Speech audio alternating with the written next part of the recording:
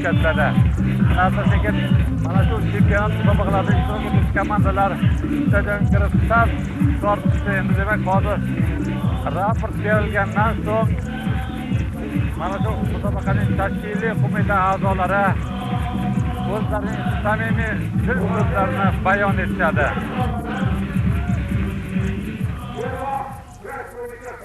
Jahon chempionatini ochish uchun so'z Qashqadaryo viloyati hokimining birinchi o'rinbosari Mamadiyarov Erkin Qarshiyevichga so'z beramiz.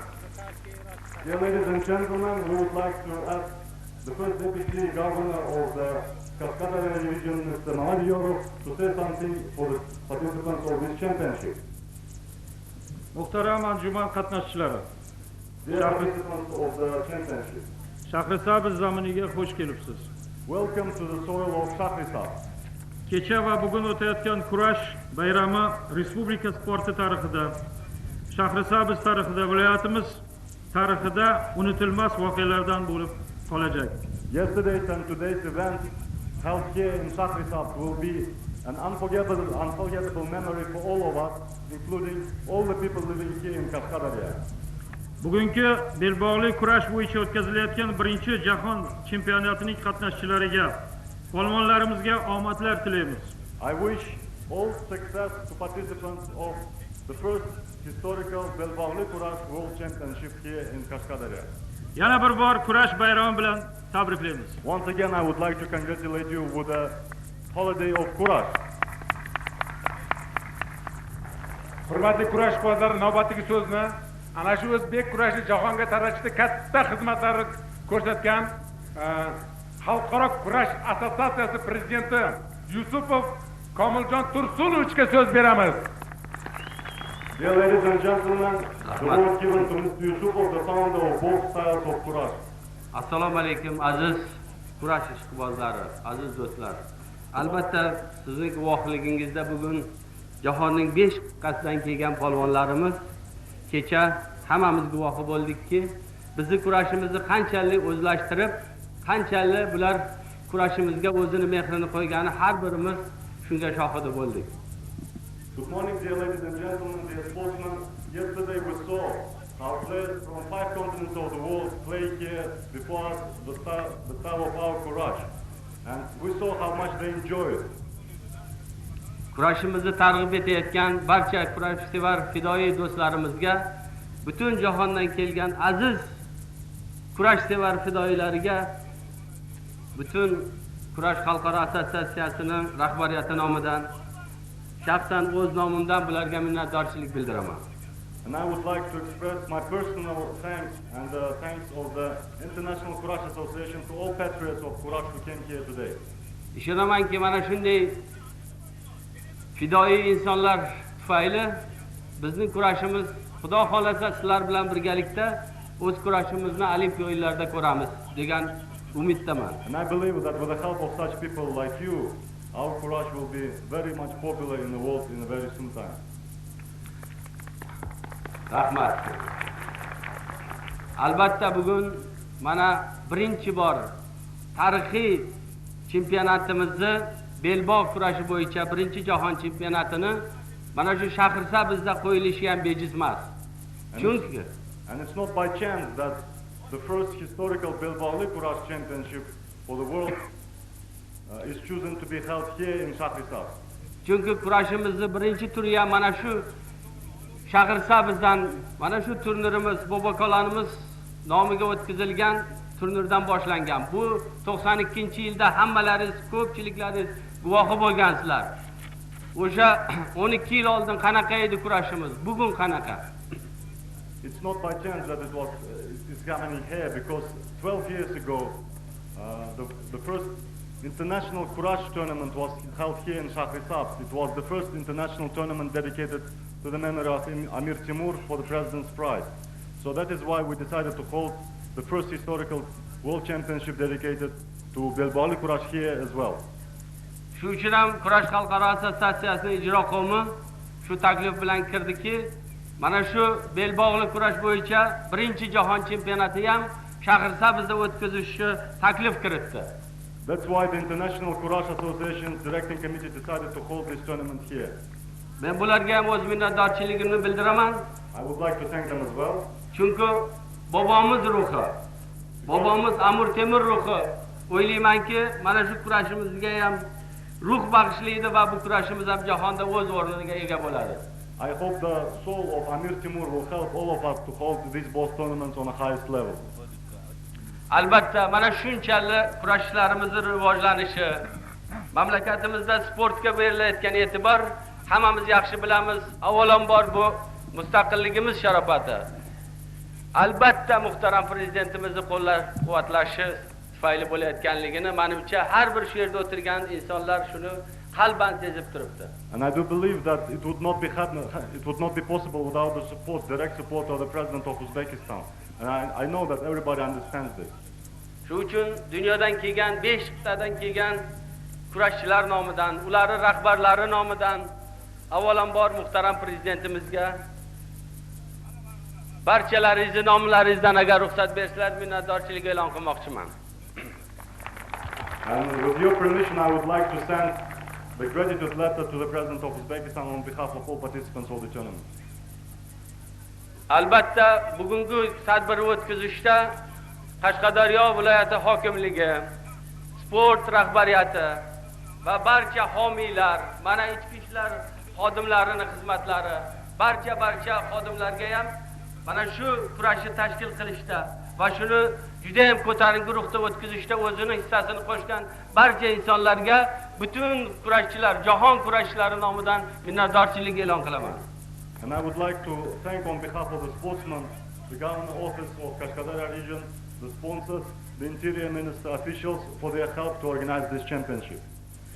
Albatta, mana shu yerda o'tirgan siz ishqibozlarsiz bu kurashimiz chiroyli o'tmagan bo'lardi. Sizlarga ham butun jahon kurashchilari nomidan ham katta minnatdorchilik e'lon qilaman.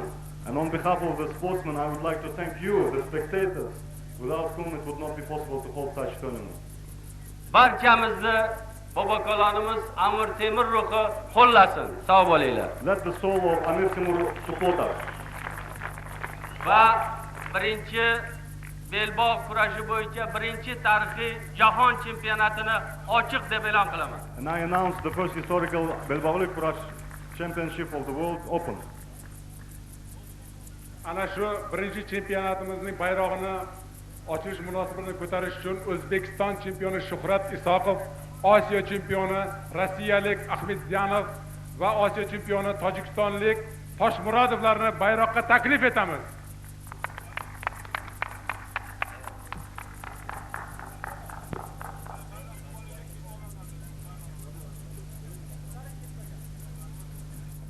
Diqqat, bayroqga!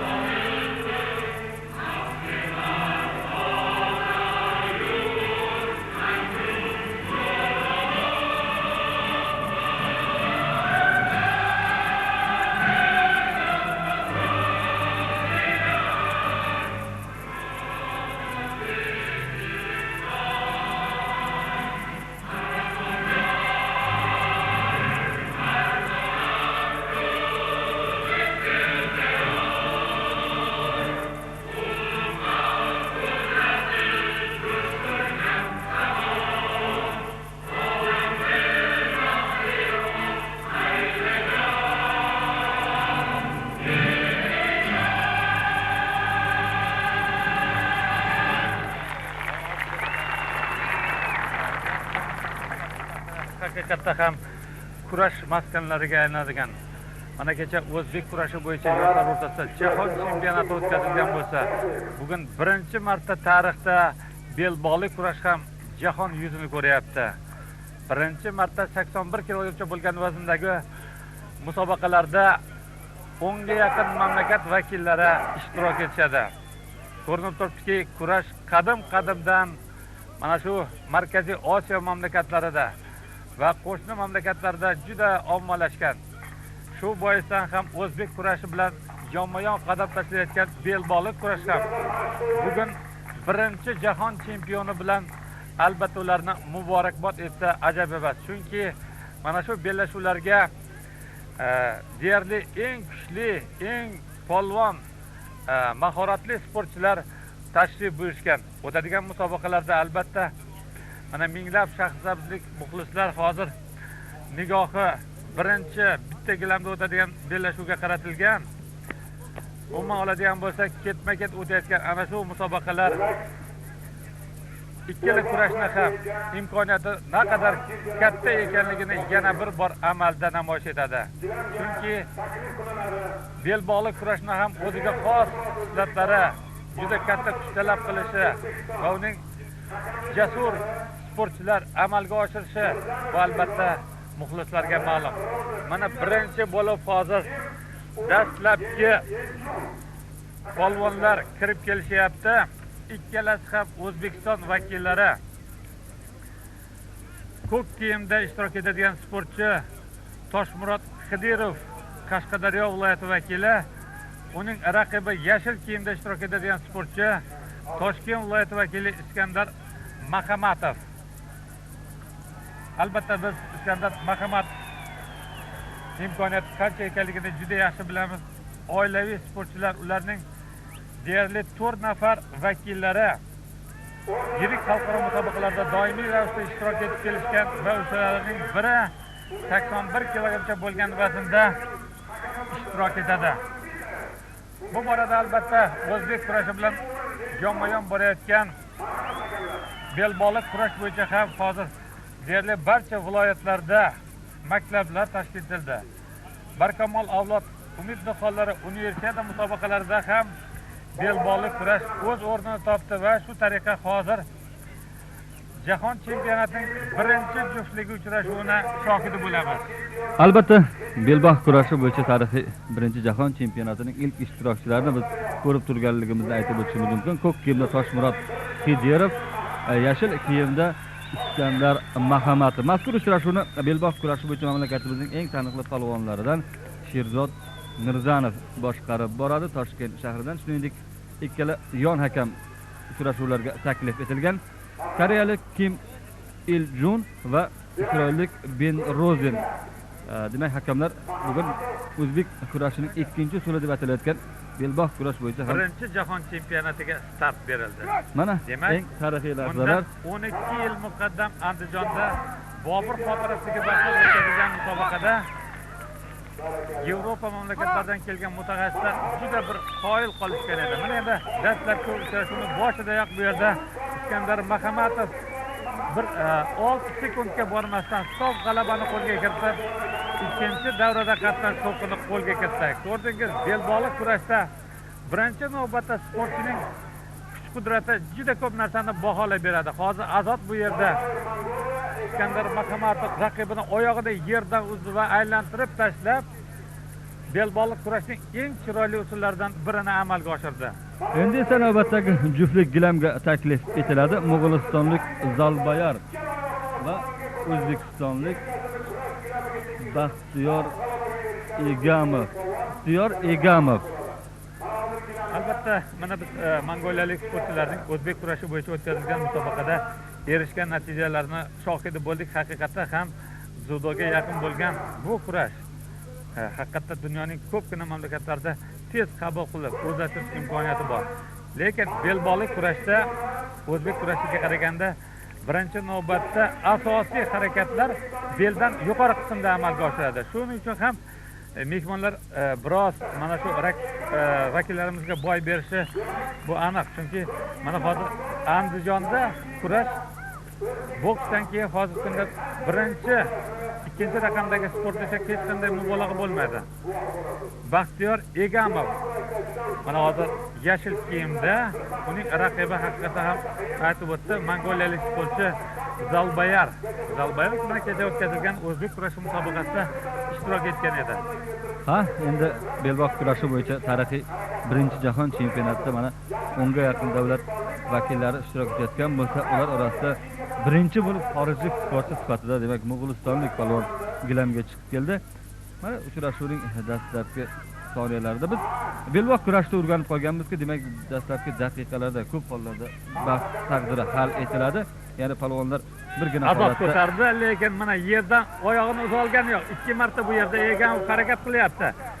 Juvonasi juda pishiq, bo'yi biroz past bo'lishiga qaramasdan raqibini iloji boricha belidan mahkam, agarda reysimiz ko'rsatadigan bo'lsa, ikkalasi beldan juda bir mahkam ushlagan. Ikkalasiga birinchi navbatda hakam bir xil imkoniyat yaratib berishga harakat qiladi. Shundan so'ng musobaqani davom ettirish yuzaga keladi. Mana hozirda shunday holat yuzaga keldi.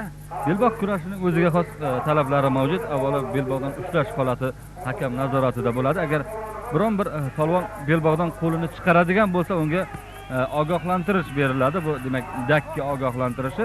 Agar ketma-ket 2 bor dakkaga aylanadigan bo'lsa, u g'irromga aylanadi va baholanish ham 2 holatda amalga oshiriladi: yonbosh va halol baholanadi. Yonbosh bahosiga mongoliyalik sportchi sazovor bo'ldi, chunki bu yerda Egamov hozir harakatda cho'kalab qoldi. Albatta bu kurashda cho'kalab qolish mumkin emas. Agar kuch bilan shunday holatiga tushira oladigan bo'lsa, demak bu harakat baholanadi. Chiqarib yubordi. Juda bir ikkalasi mana mongoliyalik sportchining mahoratiga ham tan berish kerak, chunki birinchi marta chiqayotgan bo'lishiga qaramasdan hozir mamlakatimizning eng kuchli polvonlaridan biriga qarshi munosib qarshilik ko'rsatyapti. Hozir har ikkala kurashchida bittadan dakki ogohlantirishi bor. Qolaversa, yonbosh bahosi mo'g'ulistonlik kurashchi tomonidan qo'lga kiritilgan va endi so'nggi birgina harakat bu yerda vaziyatni o'nglashi mumkin. Uchrashuv yon hakamlari esa davom etadi. Uchrashuv yon hakamlari esa hozir o'z fikrlarini bildirmoqda. Mana shunday holatlarda yon hakamlar ham diqqat e'tiborini qaratishadi, chunki aytib o'tganimizdek, belbog' kurashdagi eng muhim talab o'sha palvonlarning belbog'dan ushlash holati. Bu hakam tomonidan jiddiy nazorat qilinishi kerak. Qolaversa, belbog'larni ham maxsus bir ko'rsatmaga asosan bog'lashadi bu yerda. Mana bu yerda yo'q. Aylantirish holati va o'zi inobatga olinadi. Mana demak 2 yonbosh bu sof g'alaba demak, shunday qilib Butarga Zalbayar mana shunday qilib ikkinchi juftlikda g'alaba qozonib, keyingi bosqichda Mahamadovga qarshi bellashuvni davom ettiradi. Ko'rib turganingizdek, haqiqatda mongoliyalik sportchilar juda tezlik bilan bu kurashni ham o'zlashtirgan.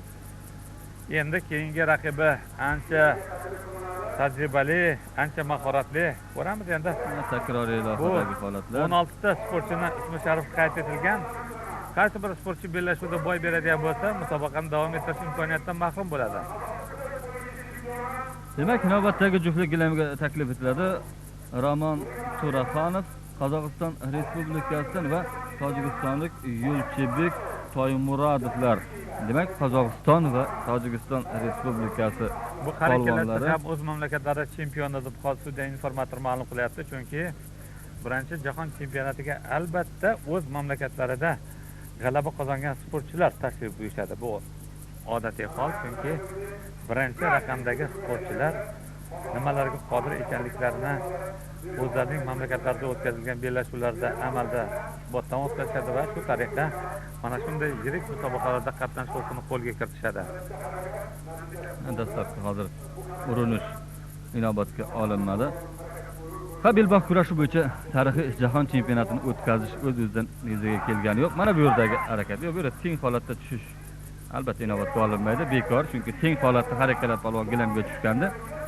Men fikrimni davom ettiradigan bo'lsam, demak, o'zbek kurashini jahonda rivojlantirish va ommalashtirish borasida kurash xalqaro assotsiatsiyasi tashkil etilgan va ish olib borayotgan bo'lsa, bundan bir necha oy muqaddam Turkiyada bo'lib o'tgan kurash xalqaro assotsiatsiyasining navbatdagi ijro qilgan yig'ilishida o'zbek kurashining ikkinchi usuli deb inobatga olingan belbog' kurashini rivojlantirish va belbog' kurashi bo'yicha birinchi tarixiy jahon chempionatini o'tkazish taklifi kiritilgandi. Ana shunda ijro qilgan a'zo barcha vakillar bu taklifni ma'qullashdi. Shundan so'ng mana kurash xalqaro assotsiatsiyasi shafeligida mana shu birinchi jahon chempionatini o'tkazish harakatlari boshlangandi va nihoyat 2004-yilning 31-oktyabr kuniga mana shu bir tarixiy kun to'g'ri keldi va belbog' kurashi bo'yicha endi jahon chempionati ilk bor O'zbekistonda Qashqadaryoning Shahrisabz shahrida bo'lib o'tdi. Juda chiroyli.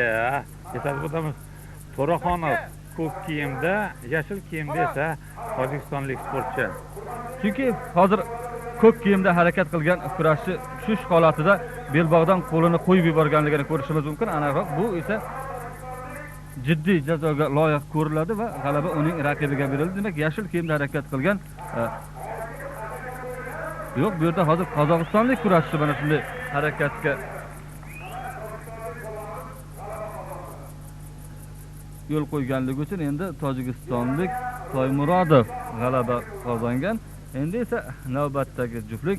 Azim aka, shu o'rinda mazkur juftlikda bir qiziq holat yuzaga kelganligini ko'rishimiz mumkin.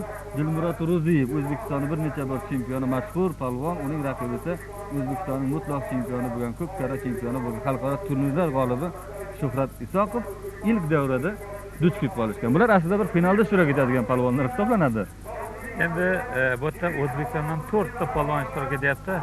Albatta qur'a tashlash marosimida ishtirok etgan ko'pchilik mutaxassislar ham mana shu holatni balki ma'qul ko'rishgan bo'lishi mumkin. Chunki qachonki boshqa mamlakat vakillari ham saralash musobaqalarida imkon qadar yaxshi qatnashadigan bo'lsa, shunda final qismiga eng kuchli sportchilar yetib borishi tabiiy.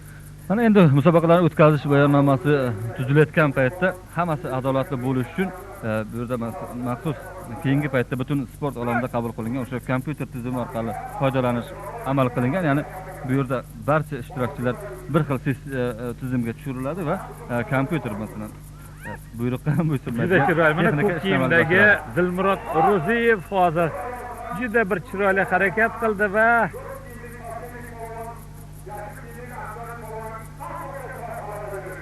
Dilmurod Ro'ziyev sof g'alabani qo'lga kiritib, jahon chempionatining ikkinchi davra bellashuvida ishtirok etish huquqini qo'lga kiritdi. Dilmurod Ro'ziyev aytib o'tganimizdek, biri 73 kilogramda, biri 81 kilogramm vaznda va ko'p hollarda bir vaznda ishtirok etadigan bu ikki palvonlar mana juda chiroyli bir usul qo'llanildi va Dilmurod Ro'ziyev sanoqli soniyalarda Shuhrat Isoqovni mag'lubiyatga uchratdi. Endi esa Shavkat Zaripov Tojikiston va rossiyalik Ahmadjanov, Elnar Ahmadjanovlar ko'lamga taklif etiladi. Endi mana shu rossiyalik sportchi ham bir necha bor Farg'onada o'tkazilgan, Parkentda o'tkazilgan musobaqalarda ham, ya'ni xalqaro musobaqalarda doimiy ravishda ishtirok etib keladi. Uning ham imkoniyatlari juda katta. Lekin bir narsani aytib o'tish kerakki, mana hozir dastlabki ikki saralash musobaqasida andijonlik eng kuchli polvonlardan ikkitasi keyingi bosqichda qatnashish huquqidan mahrum bo'ldi. Endi keyingi bellashuvlar albatta mana shu Toshkent viloyati, qolaversa Toshkent shahri vakillari jahon chempionatida bosh mukofot uchun asosiy da'vogarlar qatoriga kirib boryapti. Bu albatta mana shu Toshkent shahrida ham keyingi paytda belbog'lik kurash ommalashib boryapti. Biz Parkentda o'tkaziladigan har yili 9-may turnirida shohidi bo'lamiz. Chunki ana shu musobaqada qo'shni Qozog'iston, Qirg'iziston, Turkmaniston polvonlari ham kelib o'z mahoratlarini namoyish etadi. Mana ruxsat berildi. Endi hozir polvonlar bellashuvni davom ettirish kerak. Bu yerda ko'k kiyimdagi sportchi hozir yonbosh bahosiga sazovor bo'lganligini Shavkat Zaripov endi ma'lum qildi. Mana tushish holatiga e'tibor qiladigan bo'lsak, demak, yashil kiyimdagi kurash harakat qilgan taqdirda o'zi tushib qolgandi. Mana bu yerda esa bu yerda hozir yashil kiyimdagi sportchi halol rossiyalik sportchi Ahmadjanov hozir juda bir chiroyli harakat qildi va agarda takroran beradigan bo'lsa, shuni yana bir bor shohidi bo'lasiz. Bu yerda Ahmadjanov mana hozir g'alaba qozonganligini ma'lum qildi. biroz hayajonli damlar, chunki studiya informatori bu yerda ko'k kiyimda ishtirok etgan sportchini nomini aytib yubordi, lekin mana ko'rib turganingizdek bu yerda yashil kiyimdagi sportchi juda bir o'zi bir ag'darilayotgan vaqtda holatini tikladi va sof g'alabani qo'lga kiritib, Jahon chempionatining ikkinchi davra bellashuvida qatnashish huquqini qo'lga kiritdi. Endi esa navbatdagi juftlik gilamga taklif etiladi. Muzaffar Nuriddinov 0. Demak, Niderlandiyalik, ya'ni gollandiyalik sportchi kecha dzyudo bo'yicha o'tkazilgan musobaqada juda chiroyli harakat qildi. Mana endi xorijiy mamlakatlardan kelgan sportchilarning o'zaro bellashuvida ular qanchalik texnikani egallagan. Albatta biz buni hozir shokida bo'lamiz, chunki ikkalasi hozir juda mahkam beldan ishlayapti. Bahslarning demak 6-juftligi Qirg'iziston va gollandiyalik kurashchilar gilam markazi. Mana biz azod ko'tardi, juda chiroyli, lekin tashlash jarayonida ko'rdingiz, sportchi o'zini tiklab oldi. Hozir e'tibor qilgan bo'lsak, bu yerda demak o'z raqibini ko'k kiyimli kurashchi ko'tarib olganda tepaga, lekin tushish holatda mana gollandiyalik sportchi qo'lini qo'yib yuborganligi bois bu yerda hozir g'alaba uning raqibiga beriladi. Chunki belbog' kurashda eng qattiq talab qo'yilganki, o'sha palvon hech qachon hakam ruxsatsiz belbog' harakati davom etayotgan paytda qo'lini belbog'dan olishi mumkin emas. Mana shu holatda demak jazo belgilanadi.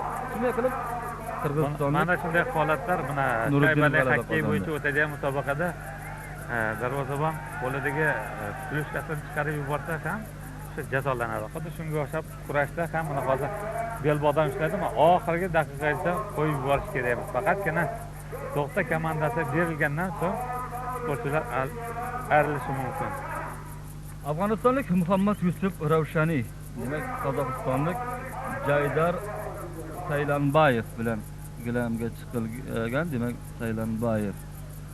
Qozog'istonlik Saylanbayev Jaydar qozog'istonlik kurashchi, uning raqibi esa aytib o'tganimizdek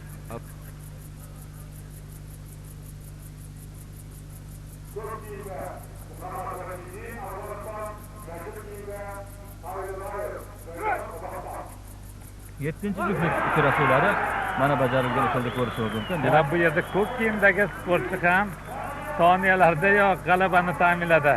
Mana o'zbek belbog'li kurashning 4 soniyada bajarilgan usul. Agarda raqibini shu belidan sportchi birinchi bo'lib mahkam ushlab o'ziga tortib azod ko'taradigan bo'lib oyog'ini uzadigan bo'lsa, shunda mana shunday chiroyli harakatlar amalga oshiradi va tomoshabinlar ularni samimiy qarsaklar bilan muborakbod etishadi. Juda chiroyli bellashuvlar davom etyapti. Demak, navbatdagi juftlik 16 nafar kurashchi ishtirok etayotgan bo'lsa, Mo'g'ulistonlik Gantolga Badan va gollandiyalik Alex van der Zoven o'rtasidagi uchrashuv. Gantofra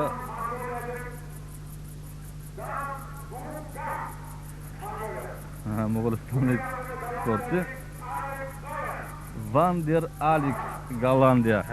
Mana endi ikkinchi bir hozir gollandiyalik sportchi chiqyapti. Endi bu bundan oldingi do'sti yo'l qo'ygan xatoni takrorlamasa kerak, chunki hozir u belidan hozir mahkam ushlashga harakat qilyapti.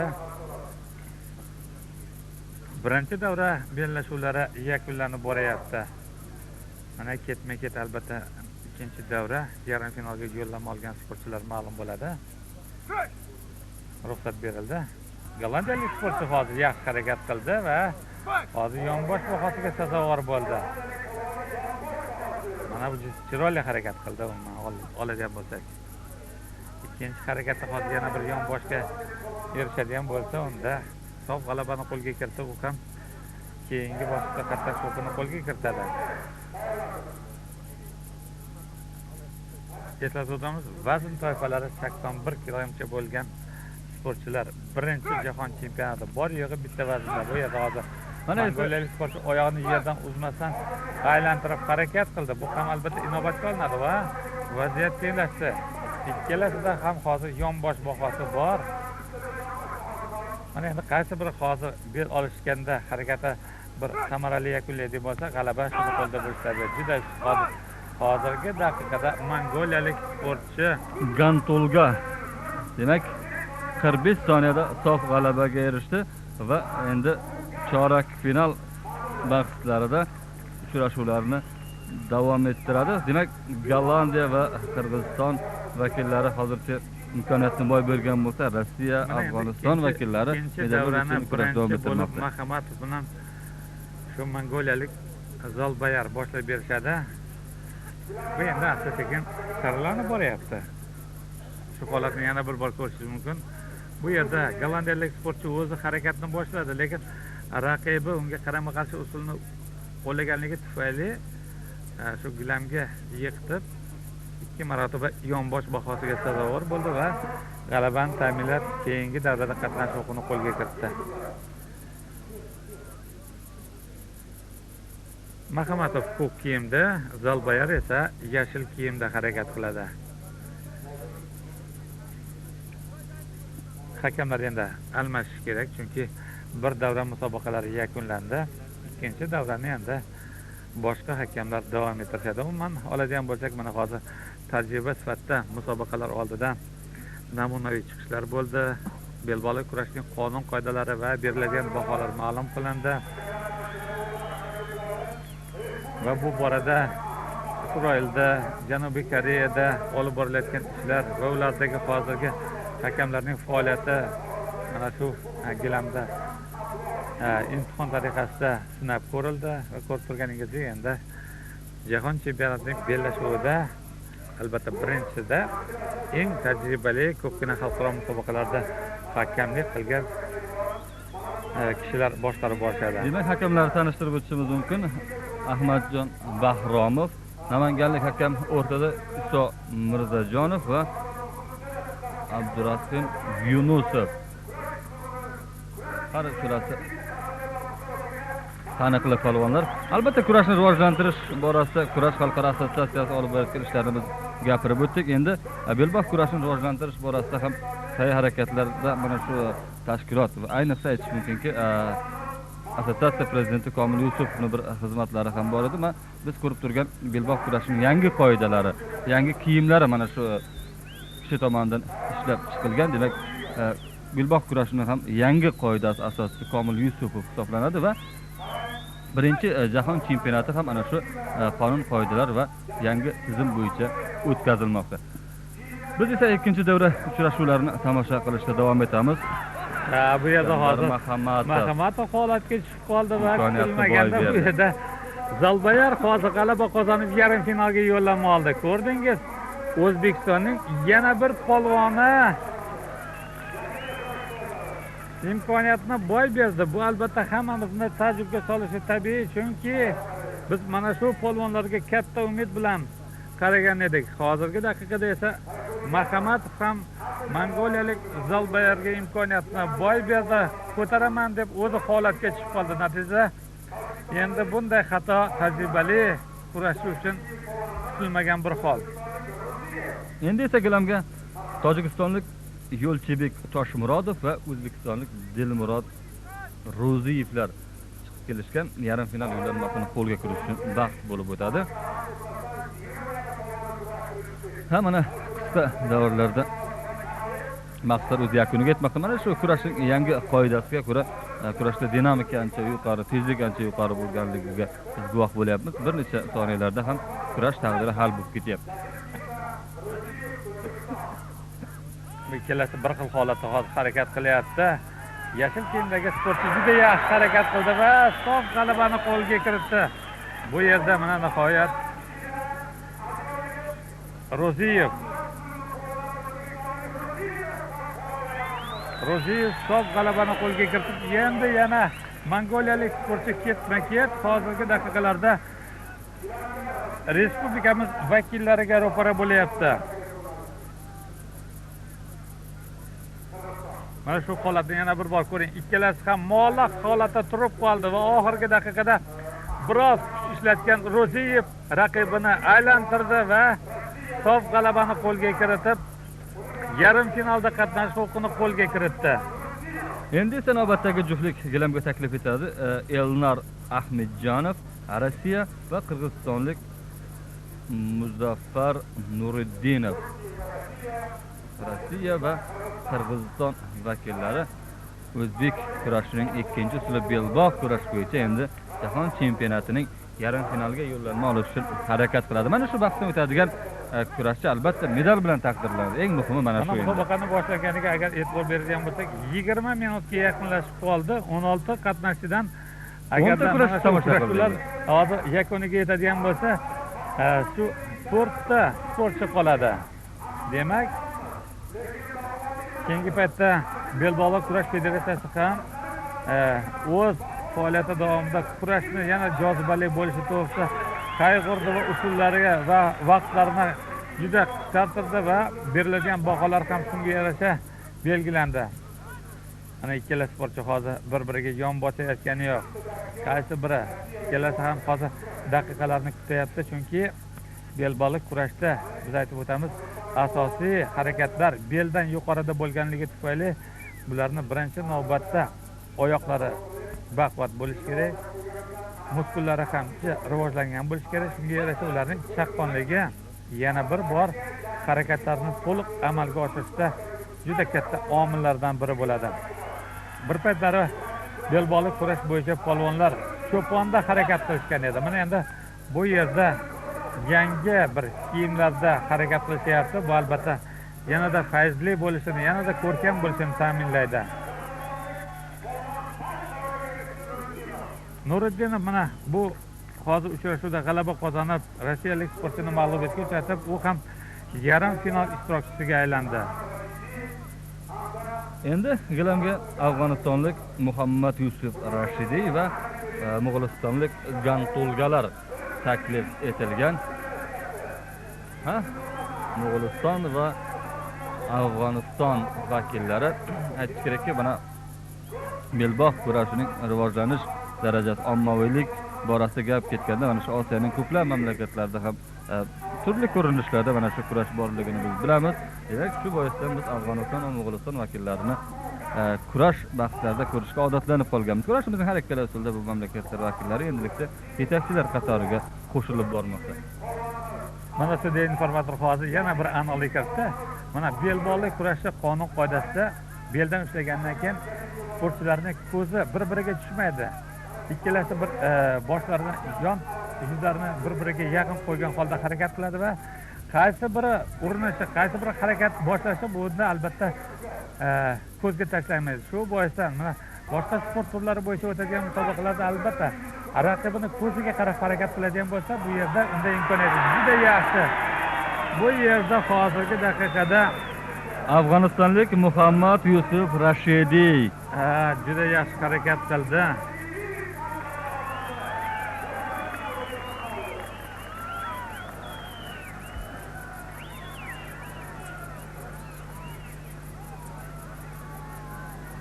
Demak, biz yarim finalda ishtirok etadigan 4 nafar kurashchini aniqlab bo'ldik.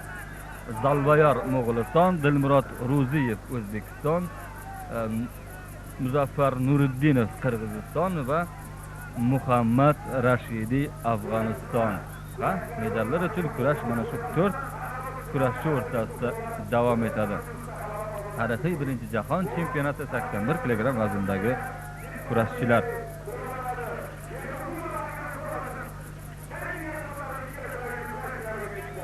Muxlislar ham demak yana 3 ta bahsdan so'ng biz musobaqaning yakuniga yetamiz.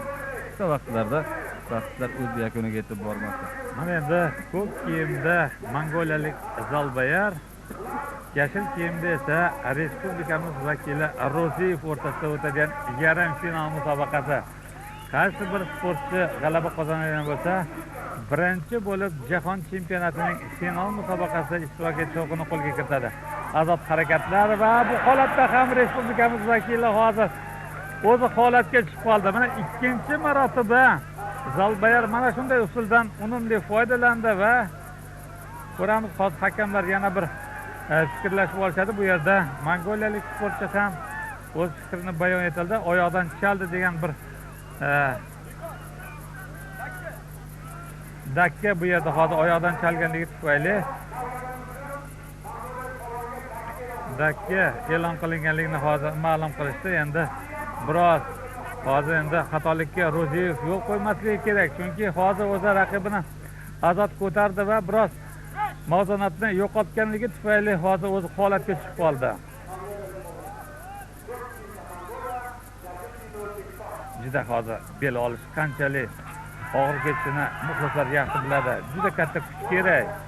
Aylantirish, oyoqni yerdan uzish va yonga aylantirib burab tashlash bu endi eng chiroyli usullardan biri. Shuni hozirgi daqiqada Ro'ziyev amalga oshirish uchun harakat qildi, lekin Zalbayr holatdan juda bir tezlik bilan chiqib ketdi.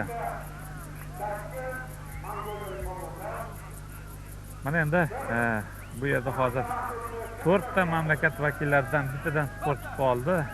Mongoliya, O'zbekiston, Tojikiston va Afg'oniston vakillari. Har ikkala kurashchiga bittadan ko'tarishga harakat qilyapti. Yo, chiroyli, haqiqatdan mana endi nihoyat haqiqat bor ekan. Hozirgi daqiqada bu yerda Ro'ziyev ikkala oyog'ini yerdan uzdi va yuqorida aytib o'tganimizdek burab, aylantirib haqiqiy belbog'li kurashning eng kulminatsion nuqtasini amalga oshirdi. Dilmurod Ro'ziyev tomonidan bu esa dastlabki daqiqadagi harakat va shunday qilib Dilmurod Ro'ziyevning chiroyli usuli soniyalarda g'alaba keltirdi. Mana ko'rishimiz mumkin, dast ko'tara olish va yonboshdan aylantirib tashlash holati va bu doimo tush holati inobatga olinadigan bo'lsa halol bahosi bilan baholanadigan ko'rinish. Shunday qilib dastlabki final yo'llanmasini Dilmurod Ro'ziyev qo'lga kiritgan bo'lsa, endi Qirg'iziston va Afg'oniston vakillari final yo'llanmasi uchun harakatni davom ettiradi.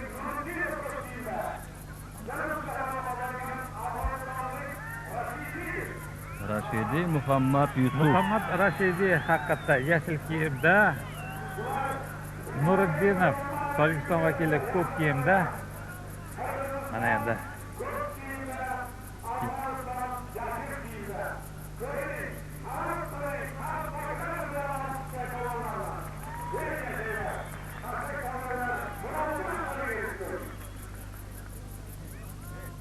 Nuriddinov Qirg'iziston vakili, Muhammad afg'onistonlik sportchi. Mana endi ikkalasi bir xil holatda belni mahkam ushlagan holda musobaqani davom ettirish imkoniyati yuzaga keldi. Qaysi biri birinchi bo'lib, menimcha afg'onistonlik sportchini bundan oldingi daqiqada qilgan harakati ko'pchilikda yaxshi taassurot qoldirdi, chunki azot raqibni qarang.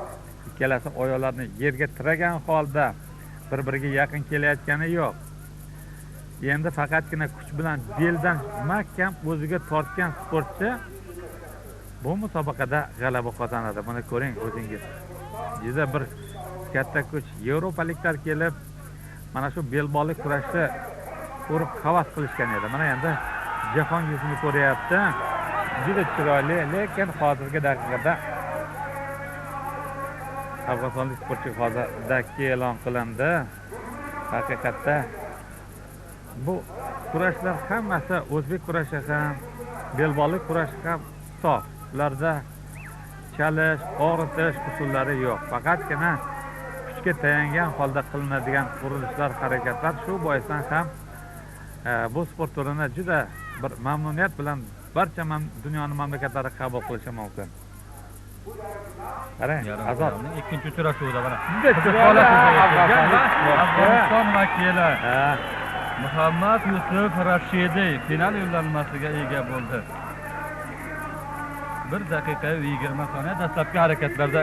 Mana endi biroz uzoq davom etgan bellashuv 1 minut 20 sekunda ustida informator ma'lum qildi. Qolgan bellashuvlar esa deyarli ko'pchiligi 1 minutga yetar yetmas vaqt ichida poyoniga yetgan edi. Umuman oladigan bo'lsak, 10 ga yaqin mamlakat vakillari ishtirokida o'tkazilgan bellashuv mana tobora yaqinlashib qolyapti. Finalda Toshkentlik Ro'ziyev va afg'onistonlik Rashidi Jahon chempionatining birinchi oltin medali uchun musobaqani davom ettirishadi. Biroz tanaffus 5 minutcha. To'p Motor ketdik. Qadrli do'stlar, mana shunday qilib belbog'lik kurash musobaqasining eng hal qiluvchi pallasi saralash musobaqalari yakuniga yetdi. 81 kilogramcha bo'lgan vazndagi sportchilarning birinchi chempioni yana bir necha daqiqalardan so'ng ma'lum bo'ladi. Eslatib o'tamiz, saralash musobaqalarida ketma-ket g'alabalarni qo'lga kiritgan toshkentlik Ro'ziyev va afg'onistonlik Rashidiylar hozir hal qiluvchi bellashuvda bir-biriga ro'para bo'ladi. Umuman afg'onistonlik sportchilarning mana shu shaxslarga kelib ham o'zbek kurashi ham belbog'lik kurash bahslarida ishtirok etayotganligi albatta hozirgi kunda Afg'onistonda sportga juda katta e'tibor berilayotganligini bir shohidi deb bilamiz. Chunki ularda ham bu borada yangi sport koshonalari bunyod etilyapti. Mana o'shalarning qaldirochi sifatida hozir Rashidiy final musobaqasiga yetib keldi va u g'alaba qozonadigan bo'lsa, albatta afg'onlar yana mana shu kurash turini ommalashishi, yana taraqqiy etishiga o'z hissalarini qo'shadi. Demak, hakamlar bilan tanishtirib o'tamiz. Rahmatjon Olimov o'zbekistonlik hakam, unga esa rossiyalik Kudusov va qozog'istonlik Nurjon O'tinovlar yordam berishadi. Gilamda esa aytib o'tilganidek, O'zbekiston va Afg'oniston vakillari 81 kilogramm vazndagi final uchrashuvida ishtirok etmoqda. Demak, ko'k kiyimda Dilmurod Ro'ziyev, yashil kiyimda Muhammad Yusuf Rashidiy Afg'oniston. Birinchi tarixiy jahon chempionatining ilk oltin medali mana shu ikki polvon o'rtasida ajrim bo'ladi. Biz esa bilamiz, bronza medallari Mo'g'ulistonlik Zalbayar va qirg'izistonlik Nuruddinovlar qo'lga kiritdi. Bo'lishda endi oltin va kumush medal sohiblari aynan mazkur bahsdan so'ng aniqlanadi. Belbog' ushlash holatiga bu yerda hakamlar e'tibor qaratadi. Ro'ziyevga qaraganda biroz savlatli, zabardast ko'rinadi, lekin biz ko'rdik, Ro'ziyev oldingi bir holatda biroz yanglishdi. Endi hozir mana shu belni tortgan paytda raqibiga bermasa, o'zi g'alaba qozonishi turgan gap. Buning uchun endi albatta hozir murabbiylar ham o'rgatgan bo'lsa kerak. Ikkalasi bir xil holatda harakat qilyapti. Holatga mana ko'rib turganingizdek, afg'onistonlik sportchi hozirgi daqiqada biroz ko'proq ekanligi amalda namoyish etdi va yonbosh bahosiga sazovor bo'ldi. Qarang, bir kam chempionlik. Bir chiroyli bo'ldi. Ro'ziyev o'zi boshladi, lekin oxirgi daqiqada mana shu holatga tushib qolganligi ham berdi. Demak, yelkaning bir holati inobatga olindi va Dilmurod Ro'ziyev usulga tushib qolganligi va yonbosh bahosi bu yerda afg'onistonlik Rashidiyga berildi. Endi bir baqiya qoldi mana shu. Azat ko'tarib tashlaydigan bo'lsa, mana bu holat ham inobatga olinadi endi. Yo'q, mana endi bu yerda hozir. Chunki qoida buzildi chamasi, shu boisdan hakam o'z vaqtida bahosini ko'rsatdi.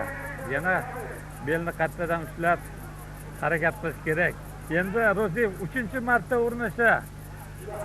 Endi 3-marotaba imkoniyatni berish kerak emas, chunki ikki holatda ham ancha raqibiga qaraganda sustroq harakat qildi. Mana 1 minut hozir vaqt o'tganligini ma'lum qildi.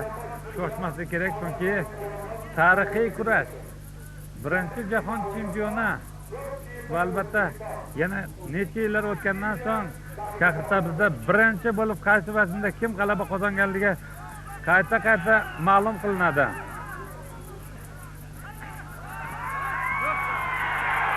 Endi bu holatda hozir Azat ikkalasi navbatma-navbat chalg'ishga harakat qildi va mana shunday qilib hozir bu yerda halol bahosi Ro'ziyevga ma'lum qilindi va 81 kilogramcha bo'lgan vaznda Ro'ziyev birinchi jahon chempionatining oltin medal egasi bo'ldi. Biz albatta Ro'ziyevning ana shu qo'lga kiritgan g'alabasi bilan chin qalbdan tabriklaymiz va bundan keyin belbog'lik kurash bo'yicha jahon chempionatida vazn toifalari ham ortib borishiga ishonamiz. Dilmurod Ro'ziyev O'zbekiston terma jamoasi a'zosi, demak, birinchi tarixiy jahon chempionatida 81 kilogramm vaznda oltin medalga sazovor bo'ldi. Kumush medal afg'onistonlik Muhammad Yusuf Rashidiyga topshiriladigan bo'lsa, Mo'g'ulistonlik Zalbayar va qirg'izistonlik Muzaffar Nuruddinovlar bronza medallari bilan taqdirlanishgan. Endi esa g'olib va sovrindor sportchilarni taqdirlash marosimi bo'lib o'tadi. Sal qoldi, oltin medal ketib qoldi.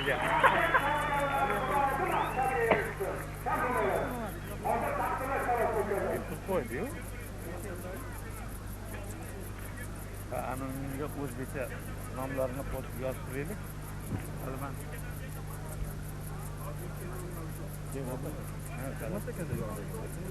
Yoniga yozam. Yo'q. Nazarov.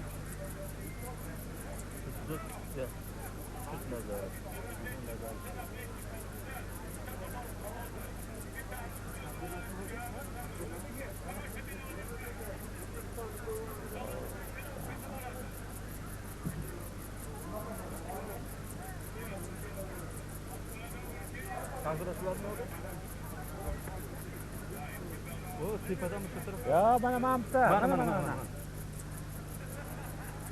O'zi aka, taqdirlash marosimi bo'ladi shekillidan u shohsupa tarafga davlat o'sha yoqqa tayyor turish kerak. Bahodir. Davlat o'sha yoqqa o'tib borsa.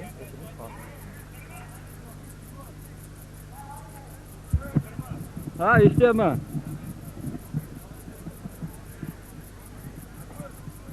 Bu tugadi, bitta o'sha taqdirlashni qursamiz umuman tugagan. Alohida kasbda bo'ldi bu. O'zi jasur bordimi deyman o'zi.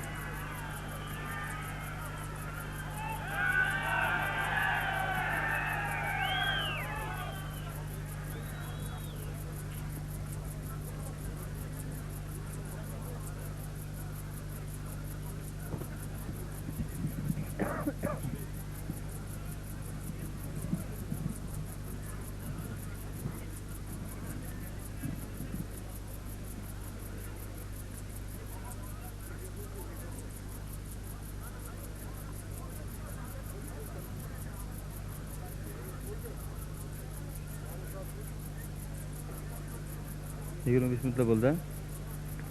Bir yarim soat bo'ldi. Alohida bir nima bo'ldi.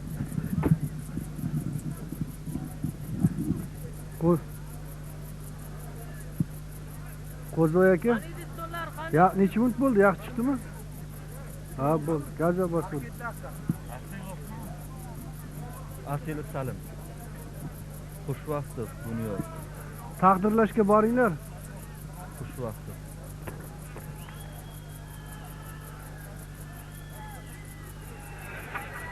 Ha, ikkita kamera bordi o'sha.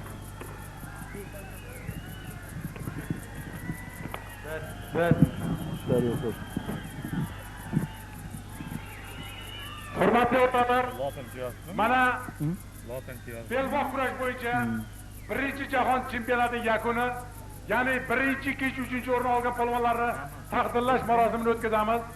Polvonlar tayyor, bularni taqdirlash uchun Xalqaro kurash assotsiatsiyasi prezidenti Yusupov Komiljon Tursunovich, Qashqadaryo viloyati hokimining birinchi o'rinbosari Mamadyorov Erkin Karimovich, Shahrisabz tumani hokimi Ertanayev Aliqul Halimovichlarni taklif qilamiz qarsakalaringiz bilan. Demak, hurmatli kurash muxlislari, belbog' kurashi bo'yicha tarixiy birinchi jahon chempionati o'z yakuniga yetdi va g'olib sportchilarni taqdirlash marosimi bo'lib o'tadi. G'olib va sovrindor bo'lgan sportchilarga medallarni Kurash xalqaro assotsiatsiyasi prezidenti, O'zbekiston madaniyat va sport ishlari vazirining birinchi o'rinbosari Komil Yusupov, Qashqadaryo viloyat hokimining muovini Erkin Mamadyorov va Shahrisabz shahar hokimi Aliqul Erdanayevlar taklif etilgan mana g'olib sportchilar sohibga chiqib kelishdi. Birinchi o'rinda Dilmurod Ro'ziyev oltin medalga sazovor bo'lgan bo'lsa, mana unga medallar topshirilmoqda. Kumush medal afg'onistonlik Muhammad Yusuf Rashidiyga nasib qildi. Bronza medallariga esa demak mo'g'ulistonlik Damdil Zulbayar sazovor bo'lgan va qirg'izistonlik yana bir kurashchi Muzaffar Nuriddinov shohsupaning 3-chi pog'onasiga ko'tarildi. Shunday qilib tarixiy birinchi jahon chempionati bahslari ham o'z yakuniga yetib bormoqda. Ha? 31-oktyabr 2004-yil O'zbekiston sport tarixida yana bir sahifa ochgan kun bo'ldi deyishimizga asos bor.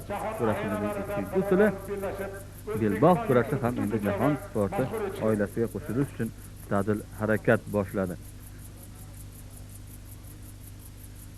İlk chempionlarga milliy zarbof to'nlar ham qiydirilmoqda, shuningdek mehmon kurashchilarimiz ham demak shohsupada bir Mongoliyalik polvonimiz nomi yana o'zgardi. ko'tarilayotgan paytda o'zbek milliy zarbof to'nlari bilan taqdirlanishdi. Sizlar tushunasizlar, hurmatli kurashbozlar. Bitta qarsak cholinglar, polvonlarga qarsak cholib Kurash muxlislari polvonlarni olqishlamoqda, o'z navbatida polvonlar ham o'z minnatdorchiliklarini bildirdi. Bir necha daqiqalardan so'ng esa biz kutgan yana bir yirik turnir boshlanadi. Tohqron Amir Temur xotirasiga bag'ishlangan O'zbekiston prezidenti sovrini uchun 4-xalqaro turnir. Biz esa mana belbog' kurashi bo'yicha 1-jahon chempionatining oltin medalini qo'lga kiritgan polvonni ko'rdik.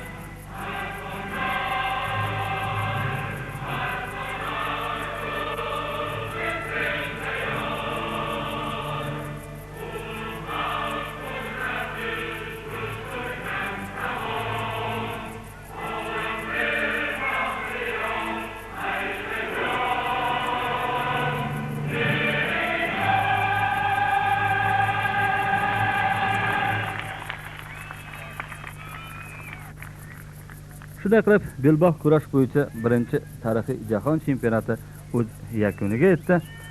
Keyingi ko'rsatuvlarda ko'rishguncha, xayr, omon bo'ling sharhlovchilar Azim Alimov, Musulmon Elmurodov, rejissor Qo'zijon Hakimov.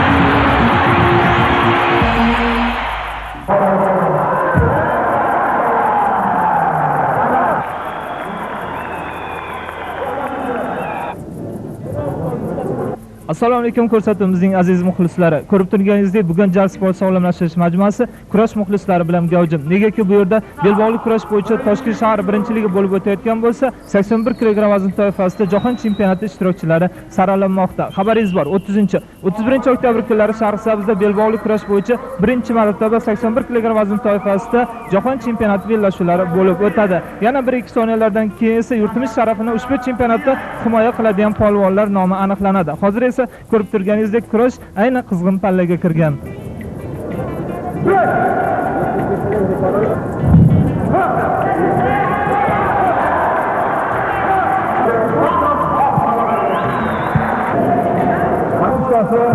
Yirik xalqaro turnirlar g'olibi Toshkent viloyatining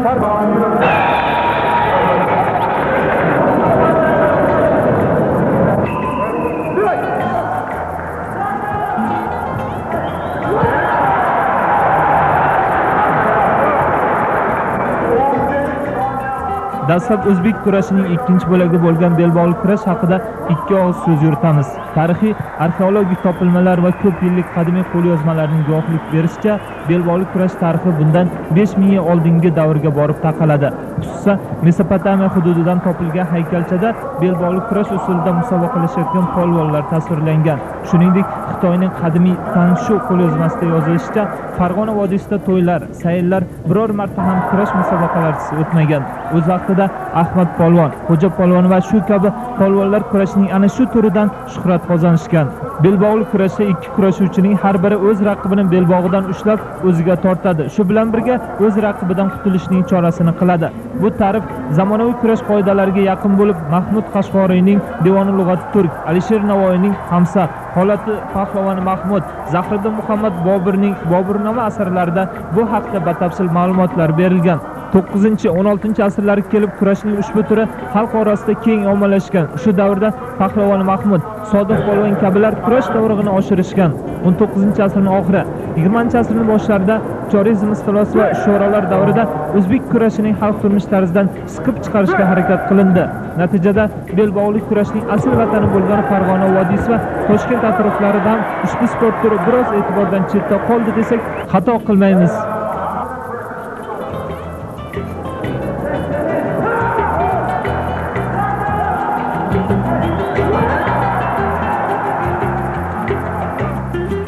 Oxirgi 10 yillik, 20 yillik ichidan olsak, Toshkent shahrida hech kim shug'ullanmagan. Endi bu belbog'liq kurashni Toshkent shahrida yana qayta tiklab, shu turni rivojlantirish maqsadimiz. Darhaqiqat, mamlakatimizda sportga berilgan e'tibor tufayligina belbog'liq kurashimiz ham yanada ommalasha boshladi. Mustaqillikka erishganimizdan so'ng ushbu sport turi bo'yicha Zahriddin Muhammad Bobur mashrab xotiralariga bag'ishlangan xalqaro turnirlar hamda O'zbekiston birinchiliklari va chempionatlarini o'tkazish an'ana tusiga kirdi. 3 bosqichda sport o'yinlari hisoblanmish Umid nihollari, Barkamol avlod hamda Universiada o'yinlari dasturidan ham belbog'liq kurash o'rin oldi. 2001-yildan boshlab esa belbog'liq kurash federatsiyasiga asos solindi. Joylarda, tuman, shahar, viloyatlarda federatsiyalar tashkil etilib faoliyat olib bormoqda. Siz efirda ko'rib turgan musobaqa esa ushbu sa'y-harakatlarning mevasi desak yanglishmagan bo'lamiz.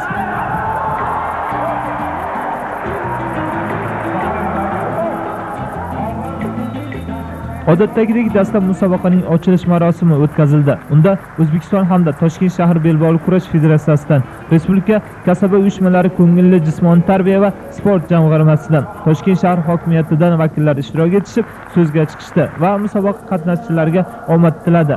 Shundan keyin esa davlatimiz madhiyasi sadolari ostida musobaqa bayrog'i ko'tarildi.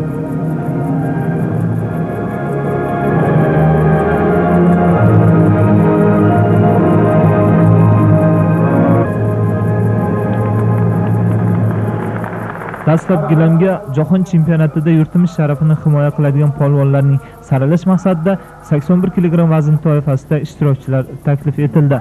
Aytib o'tish joizki, Farg'ona, Andijon, Namangan, Sirdaryo, Toshkent viloyatlari va shahridan tashrif buyurgan 15 nafarga yaqin polvonlar g'oliblik uchun teng kurashlar olib borishdi.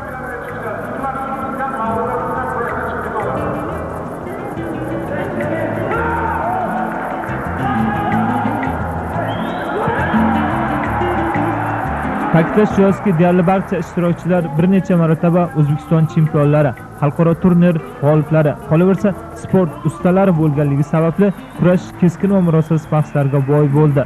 Ayniqsa Shuhrat Isoqov, Muhiddin Ashurov, Ixtiyor Egamovlarning harakatlari ko'pchilik kurash muxlislarida yaxshi taassurot qoldirdi. Siz esa ushbu jahon chempionatiga saralash bellashuvlarining final qismini tomosha qilyapsiz.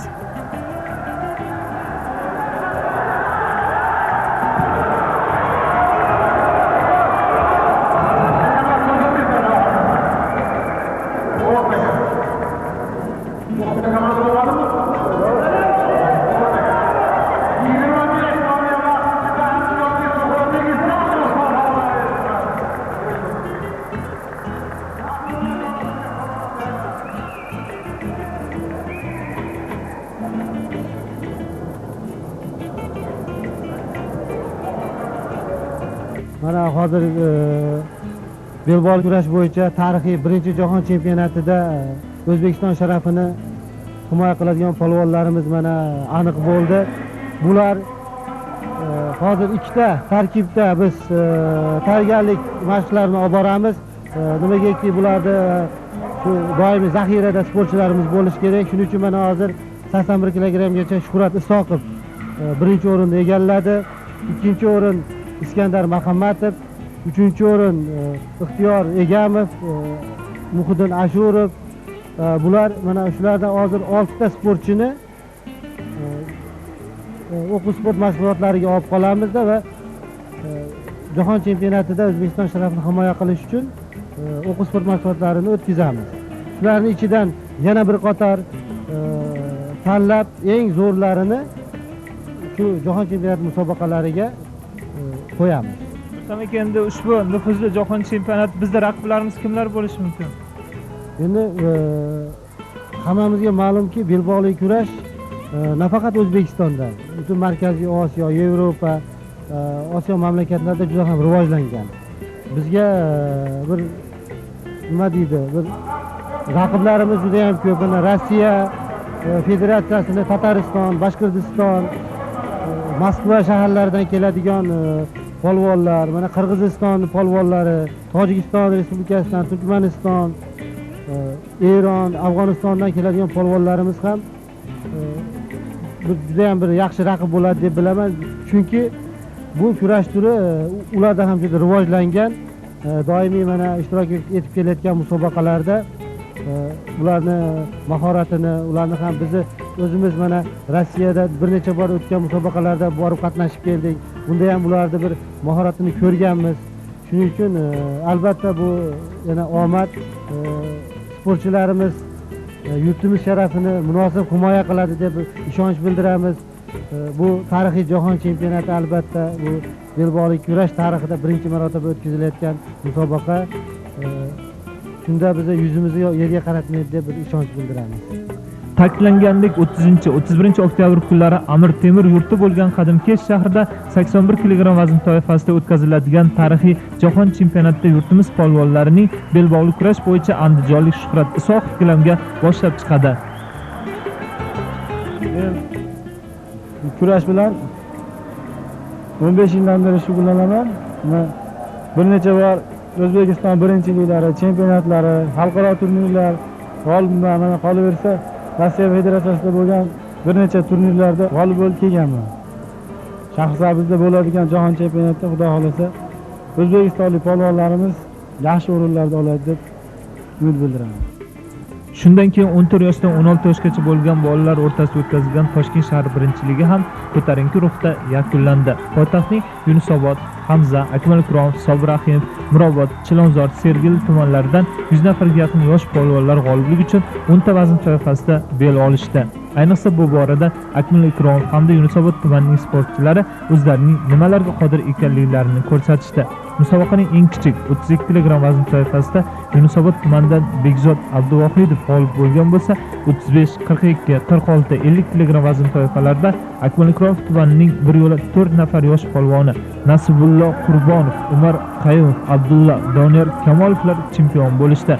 55 kg vaznda qibraylik Yusuf Yusupov, 60 kg da Hamza tumani vakili Firdavsi Abdurahimov, 65 va 77 kg vazn toifalarida Mirobod tumanining bir yo'la 2 nafar sportchisi Zafar Ziyoyev va Temir Shokirjonovlarning kuragini yerga tekkizadiganlar topilmadi.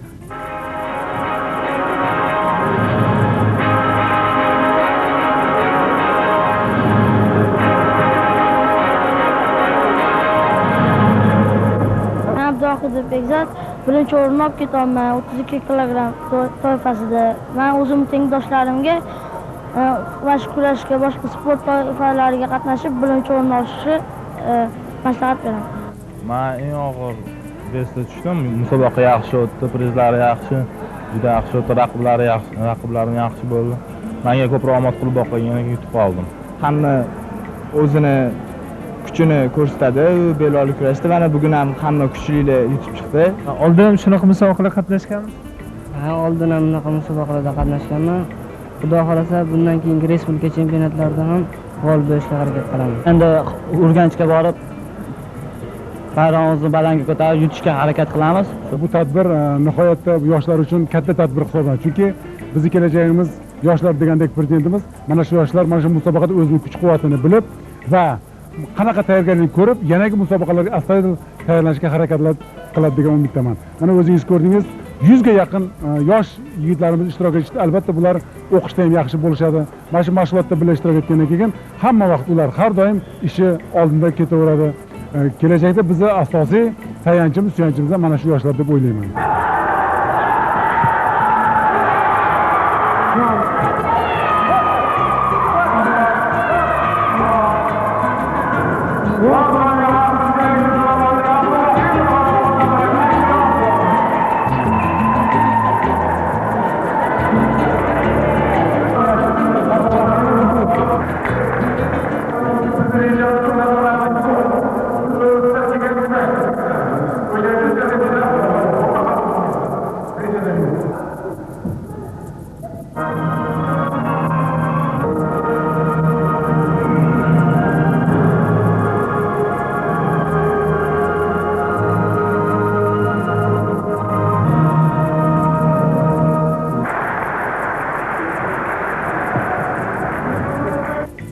Shahrisabzda bo'lib o'tadigan birinchi jahon chempionatida mana biz o'zbek polvonlari, o'zbek o'g'lonlari nimaga qodirligini butun dunyoga ko'rsatamiz. Xudo xolasa respublikamiz bayrog'ini yuqoriga ko'tarib, albatta chempion bo'lamiz. Ha, albatta 81 kg vazn toifasida Shuhrat Isoqov boshchiligidagi terma jamoamiz a'zolari yurtimiz sharafini Shahrisabzda bo'lib o'tadigan birinchi jahon chempionatida himoya qilishsa, bugun o'tkazilgan Toshkent shahar birinchiligida g'olib chiqqanlar esa Xorazm viloyatida bo'lib o'tadigan respublika birinchiligida poytaxt sharafini himoya qilishadi. Nima ham deymiz, bugungi musobaqada faqat kuchlilargina g'olib bo'ldi. Shuning bilan aziz ko'rsatuvimiz muxlislari, yana efir orqali ko'rishguncha salomat bo'ling.